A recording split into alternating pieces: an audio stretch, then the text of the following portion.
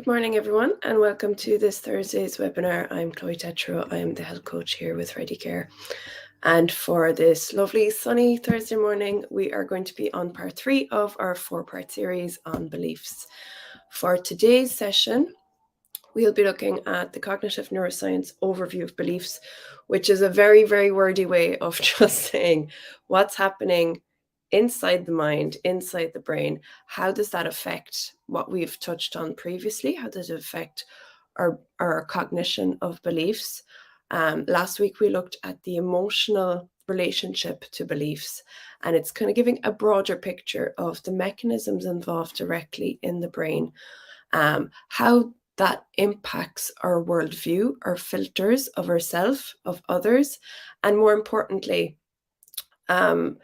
I'd like to give a bit of understanding with regards the processes and the systems, because oftentimes I think beliefs are thought of as these kind of really abstract, heroic, almost mythologized concepts that are kind of far away from us, these intangible forces that are far away from us, but really because of the interplay that they have with our day-to-day behavior, having a really good grounding of what is actually happening in the systems will help us in part 4, where we look at bringing all of these things together and leveraging mechanisms, leveraging systems to actually be able to facilitate goal-orientated change that isn't at odds and isn't fighting against our systems, but is using all of that foreknowledge and understanding to best apply it to the situations we're trying to bring into our lives, whether it be, specific material goals, whether it be intentions-based practices, etc., etc., etc. So as a brief overview of the last time we were chatting, beliefs play a massive fundamental role in shaping our self-perception, our motivations, and our behaviors. So understanding the cognitive neuroscience of beliefs provides the insight into the neural mechanisms underlying this formation and maintenance of our beliefs, particularly around our abilities and ourselves. So for today, we'll have a look at the systems from a brain perspective. We look at uncovering a little bit of the neural regions involved very, very briefly, because gosh, again, this could be like hours long to get into, but I'll give you the tidbits. And having a look at the impacts. They're not just abstract constructs, which is kind of what I'm trying to hammer home a little bit, but have concrete representations in the brain. There's a lovely analogy that I like in a book called Coaching the Brain by Joseph Connor and Andrea Lade, which I have here.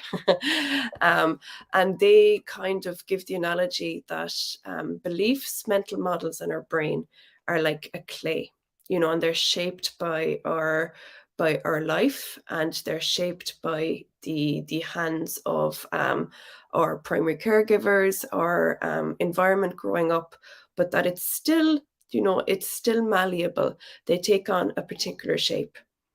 So we'll have a look at the concept of neuroplasticity, because it's massive with regards beliefs and being able to change those, because of that type of once the clay is there and it gets fired, it's not set like that forever if it's looked at, if there's awareness brought around it.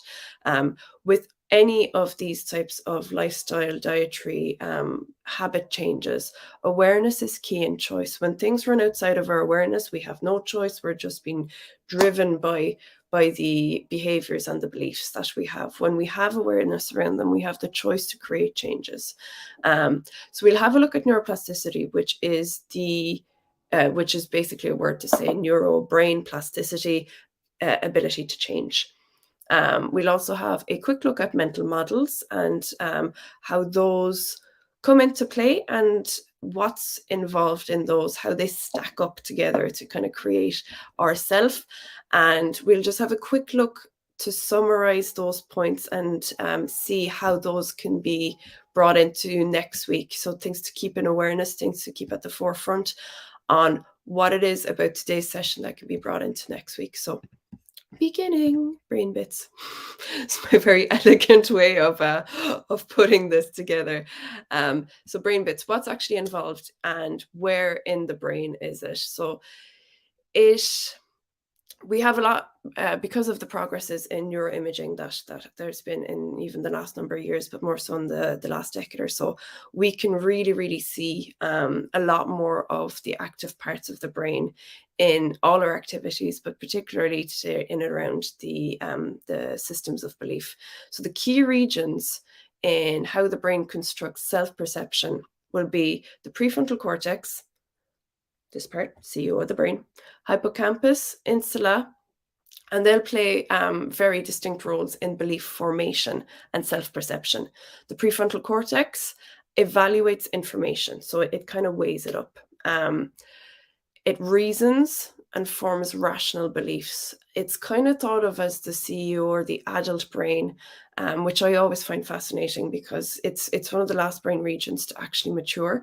So if you've ever had a teenager in your life and you go, what are you thinking? Where are you getting this kind of reasoning from? Be easy on them up to a point, because it's actually one of the last parts of the brain to fully mature, fully develop, and oftentimes it's the part of the brain that's most responsible for big picture thinking, weighing up pros and cons properly. Uh, which that's the easiest one to actually see that goes a little bit awry, but that kind of step back, looking at the whole picture. So that's really involved in that kind of formation of the evaluation of the information, reasoning, and formation of rational beliefs, which is the key word here. The hippocampus then retrieves self-relevant memories.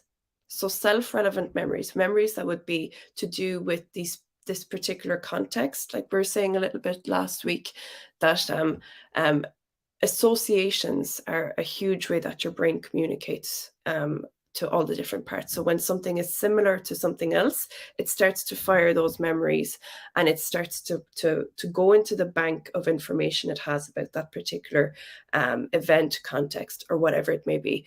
And that bank is your filter. It's what you view the now situation through, and oftentimes it's through mental models and belief systems. So the insula then processes emotions and bodily sensations linked to the belief, influencing your perception around the event. So the brain regions interact all together, a big mishmash, and they will start to create a perception and a belief based on your older bank of the current situation. The prefrontal cortex will evaluate it. The hippocampus will retrieve the memories. The insula will incorporate the emotions. Now, as we said last week, emotions can drive us forward towards it. We want to be part of it, or it'll bring us right back. It'll push us away. And this happens in milliseconds. This happens in ways that we're not consciously processing. We're not fully aware it's happening in the background. So it can bring up associations around our old beliefs and mental models that already we go, ooh, I don't know why, but ooh, which is sometimes really helpful, but sometimes not as helpful when the brain has made a false association where, like the example we used previously, this public speaking role that you're going for, that you really want, is after bringing up all these associated memories of times that you spoke up when you were younger that were embarrassing, that brought you shame, that made you feel isolated. And even though part of you really wants to go forward and wants to do these things, you're finding the habits and the behaviors around it hard to incorporate, and you're going, jeepers, I don't know why that's happening. I really want the raise. I really feel I'm suited for the position. Part of me is really fighting it. And that's what's happening here. You're viewing it through the filtered lens of the memory bank that you've been given. So awareness around that, as we'll come to, is very, very important. So an analogy to put that together, because I do realize that it's fairly abstract, even though I'm ironically talking about concrete parts of the brain. So if you were to think of it like a puzzle being put together, the prefrontal cortex is the puzzle solver. It's the person in charge of putting the pieces together. The hippocampus then is the memory bank providing the puzzle pieces. It goes, okay, this bit here reminds us of this bit here, and that bit there. So it's putting the picture together. And then the insula is adding the color and the emotions. Like the insula will work, we've talked about the amygdala. So they'll work together to put the color and emotion, how you're viewing it, what is the lens adopted here. Then you'll have a constructed belief. You'll have your shape of self-perception. If you can understand the belief formation in the brain in those particular ways, how the puzzle comes together, basically, you can gain greater insight into how the belief about yourself is constructed. So we'll have a look now at neuroplasticity. Now I'll get my little tag up on the screen. Ooh, there we go. So what is neuroplasticity? It is it's in the social consciousness an awful lot more, because I think even in businesses, corporate talks, training seminars, neuroplasticity has kind of really taken off, and it's a wonderful discovery. I say discovery because I think it was very much part of the social cultural context that it was believed that once the prefrontal cortex landed and you were a fully matured grown adult, that's it, you're set for life. There's no changing you. Whatever experiences you had in your life previously, positive, negative, that influences your personality and behavior, they were set in stone. The clay was fired. You are that person forever. And I think that's an extremely reductive, unfair, and sometimes even dangerous view of people. I think people are always capable of change. Always, always, always. What does become more difficult is that the pathways that bring you to your adult self become very, very strong and very solid through synaptic pruning, which I'll go into a little bit just to give a little bit of an overview. So the neuroplasticity is essentially the brain's ability to reorganize itself. So it begins when we're born. There's a huge amount of information thrown at tiny, tiny babies, and the brain is trying to find patterns. It's trying to make sense of the stimuli coming in. It's trying to organize the information. So it's always trying to organize. Whatever way you might think of yourself and your organization capabilities, I promise the brain is trying to organize, being the operative term. So our thoughts, our feelings, and essentially our beliefs are intangible things, but they very, very much change the actual structure of the brain. They reorganize the neuron and synapses by taking in that information, deciding what is most vital, what comes up more often. And then what it does is it strengthens the pathways. So if you think of it like taking a wheelbarrow, you're going through a specific path in the garden each time. Every time that you go down that path, it reinforces that channel. It reinforces that pathway, that it becomes a lot easier, excuse me, to push the wheelbarrow up there. But after a while, it becomes so entrenched as you go day by day with the same wheelbarrow, thinking the same patterns, thinking the same ways, thinking the same feelings, perceptions, thoughts, that if eventually you want to veer off track, it takes quite a bit of elbow grease to get yourself off of that carved path, carved track through the dirt, the dirt of your brain. But it is very, very much possible. Brains can reorganize themselves, but recognizing that neural pathway has been built to help you get to where it thinks you want to go fastest, faster. So the brain will use less energy to get there. You're going to get there faster, which is great if you're on the right track. But if you're trying to make specific changes, your brain's going to go, whoa, whoa, whoa. I have a finite amount of energy in my day. I don't know if I want to be pushing a wheelbarrow up the other side of the hill. So how do we go about that? So the beliefs that we have about ourselves, our abilities, they can be influenced and modified through that plasticity. So repetition of experience and learning creates stronger pathways. So there's a little line to remember. It's neurons that fire together, wire together. And that's the simplest way to show repetition has made it a lot stronger. So by shaping the pathway through which the information flows, it'll influence our belief system. So the neuroplasticity actually allows the brain to rewire itself by forming new neural connections, modifying existing ones based on patterns of activity and input it receives. But as I said, the brain's a bit of an energy miser. So how do you go about doing that? Is by giving it something like a dopamine, something like something very attractive at the end of it, which we'll actually go into a lot more in the application chat that we'll have next week. When it comes to belief formation, neuroplasticity allows us to evaluate and transform that ingrained belief system, but there's a necessity to engage in deliberate practice, exposure to new information, challenging the existing belief with the awareness. All of that can help to activate the mechanisms that facilitate this rewiring to have new neural circuits happen. So it's important that we expose ourselves to alternative perspectives, contradictory evidence, something to shake us out of that mental model, something to shake us out of that belief, like we were chatting about last week. What the lens that we view our experience through because of that old association may not actually be applicable now.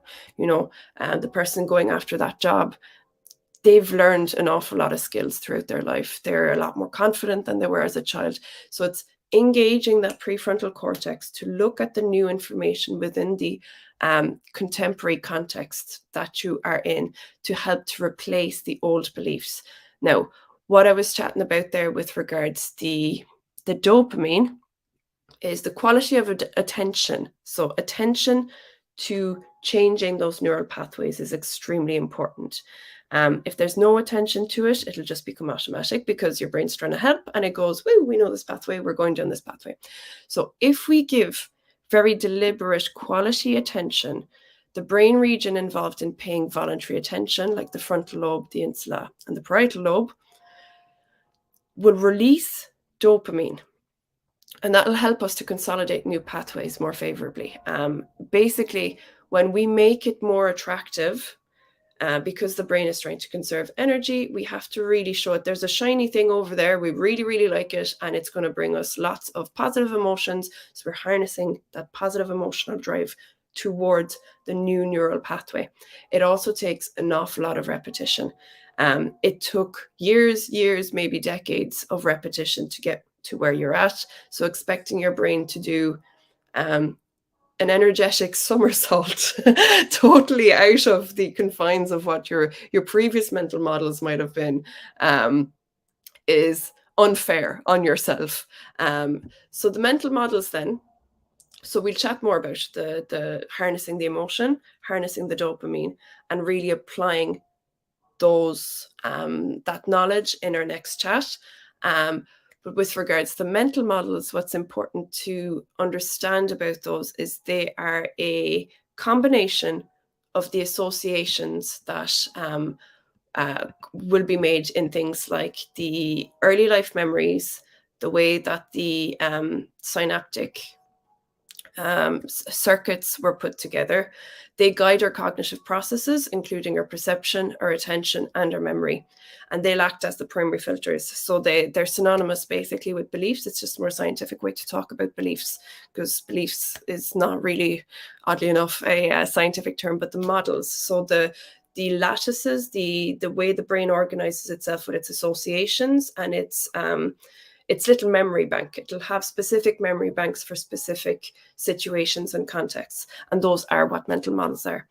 They act as the filters through which we interpret incoming information, like we're saying, and that allows us to make sense of the world around us, because the brain does not like chaos.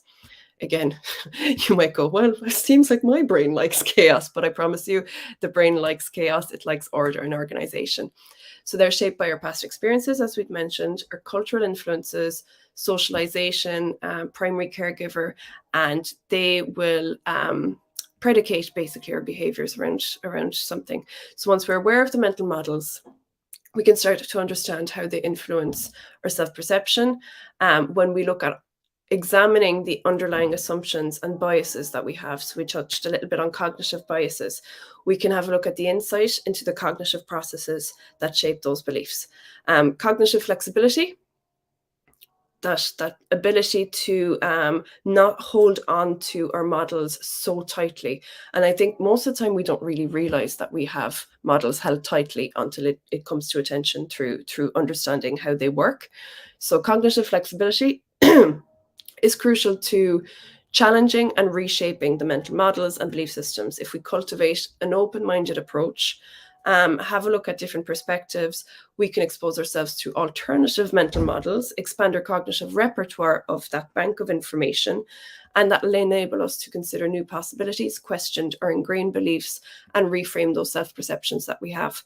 The interplay between the actual materiality, the neurobiology, our neuroplasticity, and our mental models, we can get a really good comprehensive understanding of how our beliefs and our self-perception are constructed and maintained. And it's just like having a car that you kind of bring to the garage once in a while, and you say, are all parts working as they should? Because this is making a pretty funny noise, and I'm trying to get to my destination, and I'm just hearing, is that normal? Should it be looked at? And that's really the way to start to look at our brains and our mental cognitive processes. Is they're not set. We attach an awful lot of emotion to them, but that's part of the system. That's part of the systemic approach inside. They're all fused together, but essentially they are neural networking based on our experiences, where our brain is doing its best to trying to keep us safe, predict our outcomes, and give us as best as it can. And sometimes it gets it very wrong. The information that it feels is relevant. When it comes to developing our ability to practice our goals and go into habit changes, understanding that it is difficult because you are working against the core part of your mechanics that's trying to do something different. But if you're very, very steadfast in wanting something different, you leverage emotion, you leverage dopamine, you leverage those neural pathways, and understanding repetition and reward are the biggest pathways to neuroplasticity. So in terms of what we will look at for the next week and how these things will be applicable, how we'll throw them together, we'll have a look at deliberate practice. And I mentioned deliberate practice there a little bit. And for those of you that have gone to therapists, coaches, mentors, or even a meeting where the goal of the meeting was to really bring awareness to a problem, a challenge, or how to positively, if you're in a very good space, how do you make it better? That real kind of problem solving. There's very, very deliberate practice and focused efforts to improve specific skills and abilities is what we'll be looking at again in our little bite-sized nugget sizes that we get. Engaging in deliberate practice can reshape those beliefs and our capabilities. We look at visualization and positive affirmations and why those are important, and they're not just this kind of fluffy thing, fluffy trend or wishful thinking. It's nothing like that. That's why it's so popular in sports psychology, high performance. Visualization and positive affirmation, essentially what you're doing is, remember the pathways we were talking about, you're priming your pathways for something different. So the more you visualize something, the more familiar that signal goes. So even without you having to do anything, you're working on your neural pathways, you're working on your neuroplasticity by feeding it new information, saying, what if it was like this? Okay, I know we always do it this way, but what if it was like this? And each time you feed that information to your brain, especially when you have a yummy emotion with it and a yummy dopamine drive or something, you're going to get at the end of it that your brain's like, yeah, why shouldn't we go this way? This way's a great way.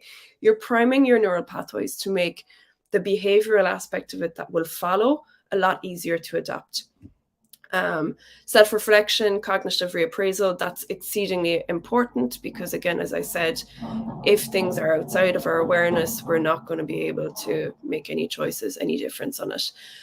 Engaging in that self-reflection will allow to critically examine the beliefs and the thought patterns. Is this outdated?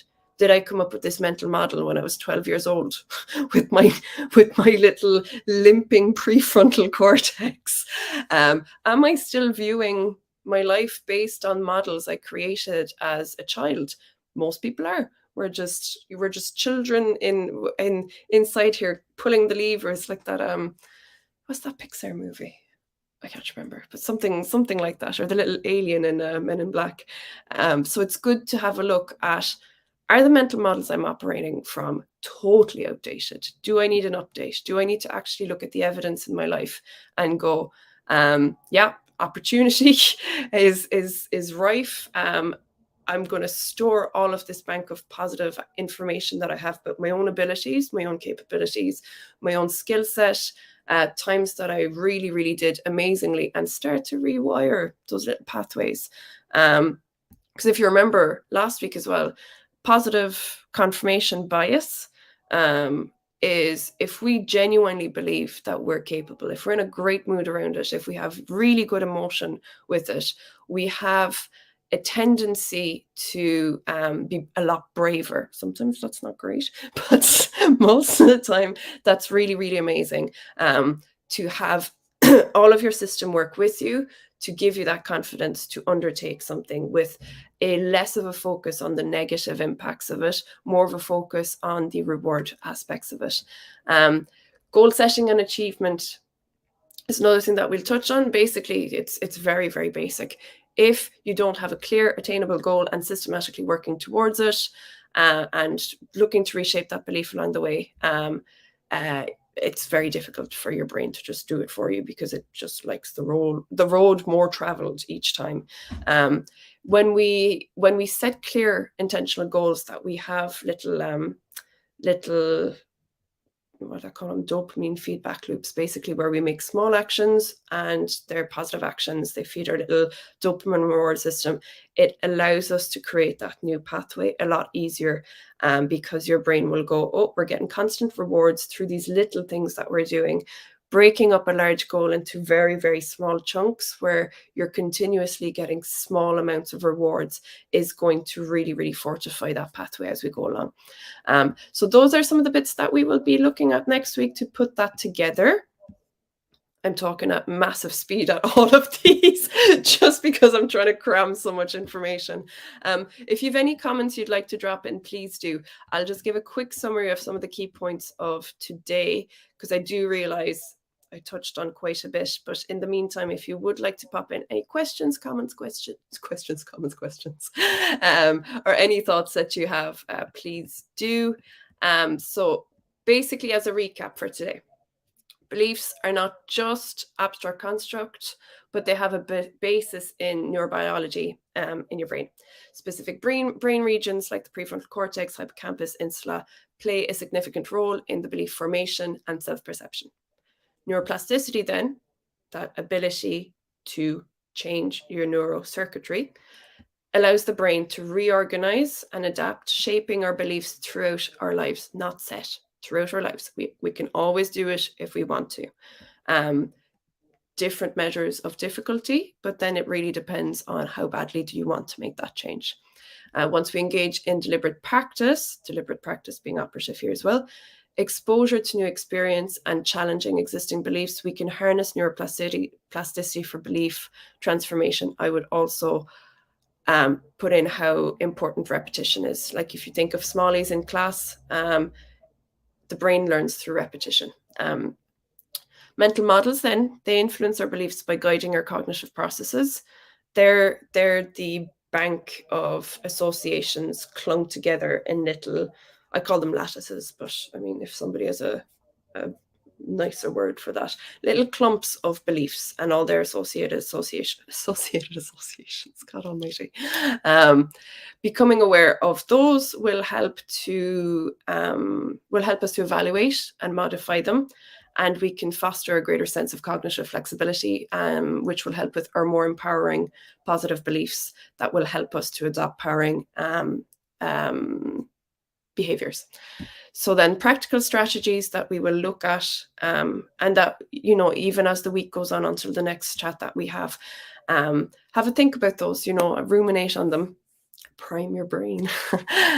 Things like deliberate practice, visualization, positive affirmations, which actually are very helpful. They sound very fluff, and I'm quite a skeptic with lots of things, even though I might not seem it. I'm quite a skeptic with a lot of things, but actually positive affirmations, visualizations, repetition of those kind of things, and anchoring those to a reward, even if that's something quite abstract for yourself, that you go, yeah, if I make that specific change, I will physically feel this, emotionally feel this. And, really giving yourself something yummy for your brain to chew on. Self-reflection, goal setting, all of those can help to reshape beliefs, enhance self-perception, which will in turn promote personal growth, which is always nice. So leveraging those belief mechanisms does require active and intentional approach. But once that's understood, the underlying processes, once the underlying processes are well understood, they can be utilized then to align with goals, which is really the main goal with my little series here, is how do we shape our beliefs and behaviors towards positive outcomes. Right, that's me for today, lads. Thank you so much for tuning in, and have a lovely day, and really appreciate you tuning in. Thank you so much, and we will chat to you next week for our next one. We'll see you all later. Thanks a million, and bye.